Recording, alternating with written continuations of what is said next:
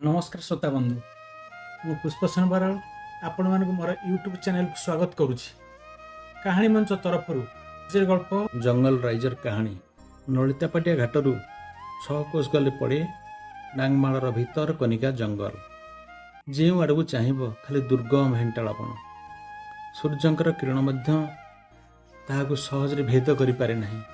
बंगोपसागर लुणा पानी जुआर समय से जंगल रे माड़ी भट्टा समय छाड़ी जाए। जंगल मझिरे बुढ़ी ठाकुराणी मंदिर को लगू विराट पोखरटाए अच्छी कहीं केम कालू बंगोपसागर लुणिया पानी न पी पशुपक्षी सरीसृप गुड़ाक से पोखरी को पानी पीवाक आसती। दिने भारी टाण खरा होता पानी पी सारी शह शह पशुपक्षी गछ छाई आश्रा नहीं था। यही समय पशुराज सिंह पानी पीवाक आसिले। तांकु देखि जीवजंतु गुड़ाक प्राण विकल पड़ाई जावाक बसिले। हठात गंभीर होई सिंह महाराज कहले, जंगल राइजर पशुपक्षी सरीसृप भाई भौणी मानक मोर अभिनंदन। भय कर कौन से कारण ना, निर्भय तुम मैंने पानी पी पार। तेबे आज आमको एक एकजुट हबार गोटे सुजोग मिली। तुम मनकर जहाँ जहाँ असुविधा अच्छी मत कह, मुझे अतिशीघ्र पूरण करने को चेष्टा करी। तुम मानकर खुशी रे मोर खुशी। तुम मानक मंगल निमित्त मु केतक नियम तैयारी करिछि। मु एई बुढ़ी ठाकुरन के पाखरे शपथ करी कहूछि जे आज ठाकुर जीव हत्या करिबि नहीं, मांस बदल रे फलमूल खाइबि। सब मांसासी पशु पक्षी मानक निवेदन करुछि जे से माने मध्य मो परि फलमूल खाइबे, जीव हत्या करी आ पाप करिबे नहीं। मो दरबार रे 10 जन बोलकरा बदल रे 2 जन बोलकरा रहिबे। 50 सढ़ा मांस खिया सागुणा को वनदेवी दर्शन लगी अनुमति मिलिबो। आज ठारू जंगल नियम जोर जार मुलकतार नीति रहिबो नाही। जंगल आमर माँ, आमी जंगल को नष्ट होगा को देबा नहीं। मोर आदेश अवमानना कले कठोर शास्ति मिलिबो। तेबे मोर आदेश आज ठारू एई मुहूर्त लागू हेबो। यह छड़ा जंगल राइजर सब पशुपक्षी मानकर केतेक कर्तव्य रही। समस्ते मिलमिशि जंगल राइज को रक्षा करिवे, कारण यही जंगल राइज नष्ट हो गले आम पृथ्वीर स्वास्थ्य भल रहिबो नाही। फल रुग्ण पृथ्वी आम समस्ते असुस्थ हो जावा। तेणु प्रत्येक पशुपक्षी प्रति मासरे गोटे लेखा गछ लगाई नुआ जंगल सृष्टि रे सहायक हेबे। आपण मैंने बोधे जानी नथिबे जे मो अंतरी महाबल बाघंकर हृदघात मृत्यु हो जाइछि। आत्मार सद्गति हो। आमर सेनापति हाथी महाशय सरकार वन विभाग चाकरी पाई। जंगल मूल्यवान गछ हणुवा लोक मान तोड़िया तांकु सरकार नियोजित करिसेंती। से फेरिबा को प्राय 2 वर्ष समय लागिबो। मोर तो बयस हेलाणी। परिणत बयस आउ जंगल राइज कथा बुझा मोर बड़ू ना, कहले पशु महाराज सिंह। यही समय पेटे खजुरी ताड़ी पी कटुआल भालू महाशय टली टली आसी सेठारे पहुँची गले। सांगर तार थाए बदमाश हेटा। तांकु देखि केतेक पशुपक्षी सन्देहर फुसफास हेले।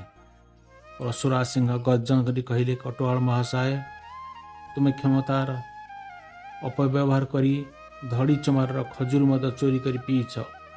काली राति रे नाच देखुवा रांगमाल गाँव 2 जन लोक मारी खाई देइछ। बण राइजरू हरिण आ ठेकुआ पिला चाटशाड़ी भेड़ी नहीं मारी खाइछ। अनेक निरीह जीवजंतु को खंडिया खबर करिछ। तुमर मुकाबला ये परिणत बयस मो देहरे अमाप बड़ अच्छी। आउ थे एभली खराब कार्य कले तुमको कठोर शास्ति मिलिबो। परशुराज सिंह उचित विचार देखी जंगल राइजर पशुपक्षी गुड़ाक आनंद कोलाहल करे। परशुराज सिंह जयगान करे। तापर दिन घटना से राति प्राय 10टा हेब। कटुआल भालू खजुरी ताड़ी पी सांगसाथी मान सहित परशुराज सिंह विश्राम कक्ष झड़बड़ी प्रवेश कले। परशुराज देह से ज्वर कंपु थाए। कविराज हनु तांको नाड़ी चिपी धरी जंगली चेर मुड़ी देउथाए। ନିଶାରେ ଟଳି ଟଳି ଭାଲୁ ହଠାତ୍ ହନୁବୁଢ଼ାକୁ ମାରିଲା ଏକ ଶକ୍ତ ଚାପୁଡ଼ା। ବାସ୍ ସେତିକିରେ ସେ ବେହୋସ ହୋଇଗଲା। ପଶୁରା ସିଂହ ଘଟଣା କ'ଣ ଜାଣିବା ପୂର୍ବରୁ ଏକ ବଡ଼ ପଥର ଭାଲୁ ହେଟା ମିଶି ତାଙ୍କ ଉପରକୁ ଗୋଡ଼ାଇ ଦେଲେ। ସେଇଠି ପଶୁରା ସିଂହଙ୍କର ଜିଅନ୍ତା ସମାଧି ହୋଇଗଲା। ଆଜିଠାରୁ ଜଙ୍ଗଲ ରାଇଜର ମୁଁ ରାଜା ହେଲି କହି ଭାଲୁ ଖାଲି ନାଚିବାରେ ଲାଗିଲା। ଠିକ୍ ଓରଉଣ୍ଡି ହେଟା ଭାଲୁ କାନରେ କ'ଣ କହିଲା। ଭାଲୁ ତ ରାଗରେ ଗର୍ଜନ କରି ଉଠିଲା। କହିଲା, କ'ଣ କହିଲୁ? ସାମାନ୍ୟ ଗୋଟେ କୁଟୁରା, ତୋର ପୁଣି ଏତେ ଦିମାଗ? ତୁ ବାହାରକୁ ସବୁ ପଶୁଙ୍କୁ ଡାକିଛୁ, ଅଥଚ ମୋତେ ଡାକିବାକୁ ଭୁଲିଗଲୁ। ଏହି ଅପମାନର ଫଳ କାଲି ବାହାଘର ବେଳେ ତୁ ଅବଶ୍ୟ ପାଇବୁ, ଅପେକ୍ଷା କର। ଆଜି ଜଙ୍ଗଲ ରାଇଜଟା କମ୍ପି ଉଠୁଛି। କୁଟୁରା ପୁଅର ବାହାଘର ପରା, ସେଥିପାଇଁ ବନଦେବୀଙ୍କ ମନ୍ଦିର ବେଢ଼ା ସଫା ହୋଇ ପରିଷ୍କାର ଦିଶୁଛି। ଚାରିଆଡ଼େ ନାନା ରକମର ବାସନା ଫୁଲରେ ସଜା ହୋଇଛି। କାଉ, ବାୟା, ପାରା, କପୋତ ସୁନ୍ଦର ଛାମୁଣ୍ଡିଆ ତିଆରି କରିଛନ୍ତି। ପିପିଲି ଚାନ୍ଦୁଆ ବନ୍ଧାଯାଇ ତା ଅପୂର୍ବ ଶୋଭା ଧାରଣ କରିଛି। କାଠହଣା ଚଢ଼େଇଟା କାଠ ହାଣି ଆଣି ଝାଳ ପୋଛି ହେଉଥାଏ। ଚିଲ, ଚିଲିକା, କଙ୍କଡ଼ା ଓ ମାଛରଙ୍କା ପାରାଦୀପର ବାଗଦା ଚିଙ୍ଗୁଡ଼ି ଧରି ପହଞ୍ଚିଗଲେ। ଶୁଆ ସାରି ବାଛି ବାଛି ଜଙ୍ଗଲରୁ ମିଠା କୋଳି, କେନ୍ଦୁ ଓ ଆମ୍ବର ଭାର ଧରି ପହଞ୍ଚିଗଲେ। ହଳଦୀ ବସନ୍ତ ଓ କୋଇଲି ଓଡ଼ିଶୀ ସଙ୍ଗୀତ ଚମତ୍କାର ଭାବରେ ପରିବେଷଣ କରୁଥାନ୍ତି। ପାତିମାଙ୍କଡ଼ ପରିବା କଟା, ବେସର ବଟା, ପିଠା ଛଣା, ପାନ ଭାଙ୍ଗିବାରେ ବ୍ୟସ୍ତ ଥାଏ। ପଲାଉ, କ୍ଷୀରି, ଖଟା, ରସା, ମାଛ ମହୁର, ସାଧା ବେସର ବାସନାରେ ଚାରିଆଡ଼ ମହକୁଥାଏ। ଏହି ସମୟରେ ପୁରୋହିତ ବିଲୁଆ ନନା ବରକନ୍ୟାକୁ ବିବାହ ବେଦୀକୁ ଆଣିବାକୁ କହିଲା। କୁଟୁରା ବରକନ୍ୟା ବେଶ ପୋଷାକ ପିନ୍ଧି ଖୁବ୍ ସୁନ୍ଦରିଆ ଦେଖାଯାଉଥାନ୍ତି। ତାଙ୍କର ଚିକ୍କଣି ମାଉଁସ କଥା ଭାବି ବିଲୁଆ ନନା ମନେ ମନେ ଓଠ ଚାଟୁଥାନ୍ତି। ତେବେ ନନା ଆଉ ଡେରି ନ କରି ବରକନ୍ୟାଙ୍କ ହାତ ଗଣ୍ଠି ପକାଇଲେ। ବନଦେବୀଙ୍କ ସିନ୍ଦୁର ବରକନ୍ୟାଙ୍କ ମୁଣ୍ଡରେ ମାରି ବାହାଘର କାମ ଶେଷ କରିଦେଲେ। ପଶୁ ପକ୍ଷୀମାନେ କେତେ ରକମର ଉପହାର ଦେଉଥାନ୍ତି। ସୁଆଦିଆ ଭୋଜି ଖାଇ ଜଙ୍ଗଲ ରାଇଜର ପଶୁ ପକ୍ଷୀ ଗୁଡ଼ାକ କୁଟୁରାର ଖାଲି ପ୍ରଶଂସା କରୁଥାନ୍ତି। ହଠାତ୍ ଭାଲୁ ତାର ସାଙ୍ଗ ହେଟା ମଦ ଖାଇ ଟଳି ଟଳି ଆସି ଗଣ୍ଡଗୋଳ ଆରମ୍ଭ କରିଦେଲେ। ଭାଲୁ ଗର୍ଜନ କରି କାହାକୁ ବିଧାଏ, କାହାକୁ ଚାପୁଡ଼ାଏ, କାହାକୁ ଗୋଇଠାଏ ଦେଇ ଲହୁଲୁହାଣ କରି ପକାଇଲା। ତାକୁ ଦେଖି ପଶୁ ପକ୍ଷୀ ଗୁଡ଼ାକ ଡରରେ ବରଡ଼ା ପତ୍ର ପରି ଥରୁଥାନ୍ତି। ଗୋଟାଏ କୁଦ ମାରି ଭାଲୁ ବରକନ୍ୟାଙ୍କ ତଣ୍ଟି ଚିପି ଧରିଲା। ଦିନ ସାରା ଉପାସ ରହିଥିବା ବରକନ୍ୟାଙ୍କ ଆଖିରୁ ଜୁଳଜୁଳିଆ ପୋକ ବାହାରିଗଲା ପରି ଲାଗୁଥାଏ। ହେଟା ଟଳି ଟଳି ରନ୍ଧା ଯାଇଥିବା ଖାଦ୍ୟ ପଦାର୍ଥରୁ କିଛି କିଛି ଖାଇ ଫୋପଡ଼ା କଚରା କରୁଥାଏ। ଠେକୁଆ ହାତ ଯୋଡ଼ି ଭାଲୁର ଗୋଡ଼ ହାତ ଧରି କେତେ ଅନୁରୋଧ କଲା। ଭାଲୁର ଏକ ଶକ୍ତ ଚାପୁଡ଼ାରେ ତାର ଦୁଇଟା ଦାନ୍ତ ଭାଙ୍ଗି ଗଳି ପଡ଼ିଲା। ଏହି ସମୟରେ ବୁଢ଼ା ହନୁର ରାମ ରାବଣ ଯୁଦ୍ଧ କଥା ମନେ ପଡ଼ିଲା। ବାନରମାନେ ସାହସ ସଞ୍ଚୟ କରି କିପରି ପରାକ୍ରମଶାଳୀ ଅସୁରମାନଙ୍କୁ ମାରି ପକାଉଥିଲେ। ଖୁବ୍ ଗୋଟାଏ ସାହସରେ ପାଖରେ ପଡ଼ିଥିବା ଗୋଟିଏ ବଡ଼ ପଥରକୁ ଭାଲୁ କାନମୁଣ୍ଡାକୁ ବୁଢ଼ା ହନୁ ଲକ୍ଷ୍ୟ କରି ଫିଙ୍ଗିଲା। ଭାଲୁର କାନମୁଣ୍ଡା ଫାଟି ଧାର ଧାର ରକ୍ତ ବହି ପଡ଼ିଲା। ତଳେ କଚାଡ଼ ହୋଇ ବିଚରାଟା ପଡ଼ିଗଲା।